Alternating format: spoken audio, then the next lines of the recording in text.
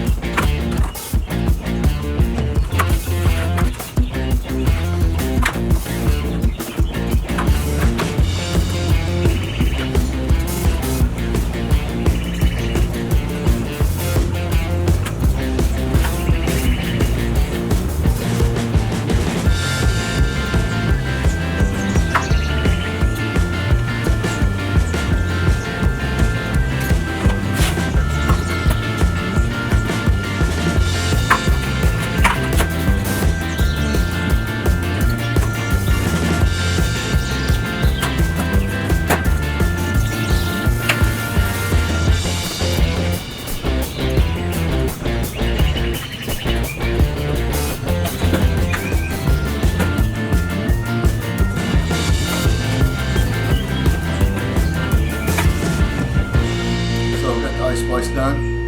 I did go a little bit further than I would normally go.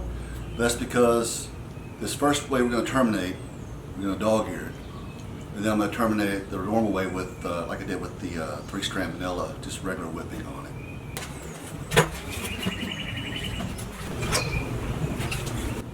Alright, how we're going to do this is we're going to split the strands in half. And then we're going to take the 2 halves from each strand, and we're going to whip them together around the strand of our standing part, our main line, our working part. And that way it's going to hold it in place so it won't work out.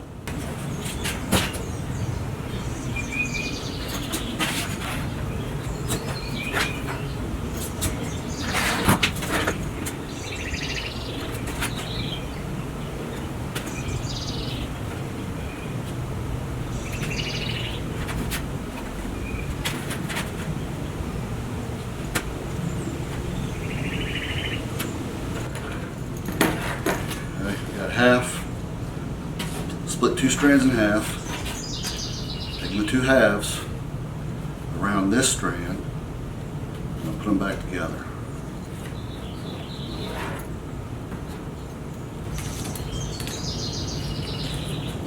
And we'll whip towards the standing part.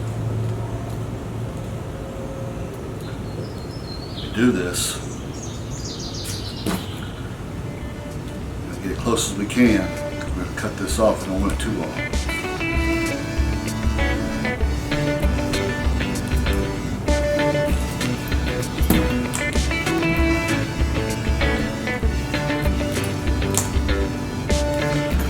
You can't see what I'm doing right here underneath my fingers, but I'm just trying to overlap this so it stays.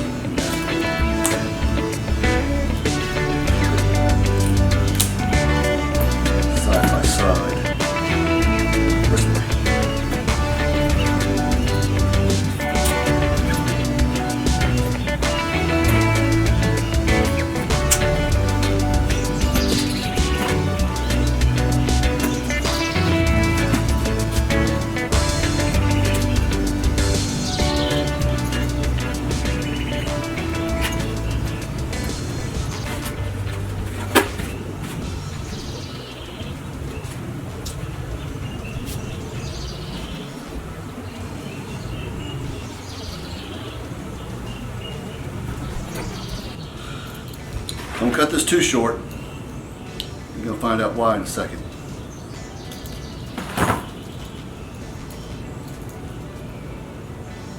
Let's trim this up a little bit. Leave some.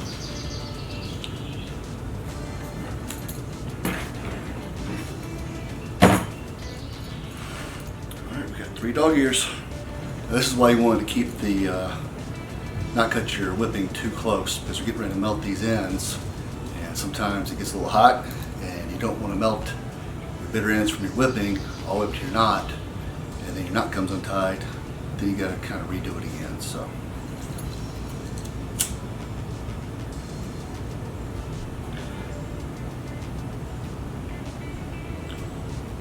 here's a little pro tip for you. If you're working on 3-inch, 2-inch, or 4-inch lines, it's nylon, and you're doing this, the more you fray this end out, the better it'll melt, because it's pretty thick. And then have some lighter fluid on hand, spray some lighter fluid in there, lighten up, it'll melt a lot easier. Another pro tip, is keep a knife sharp over it too, because this stuff will go on knife really quick. I'm going to setting up the beeswax on that silk line.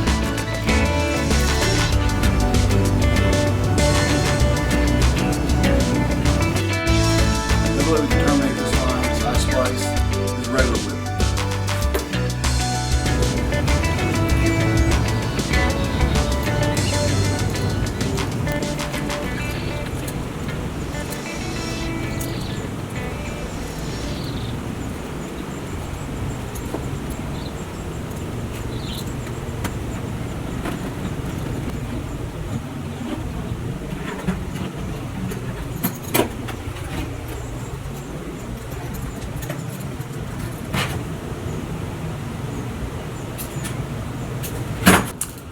Just like that. Okay, so the difference.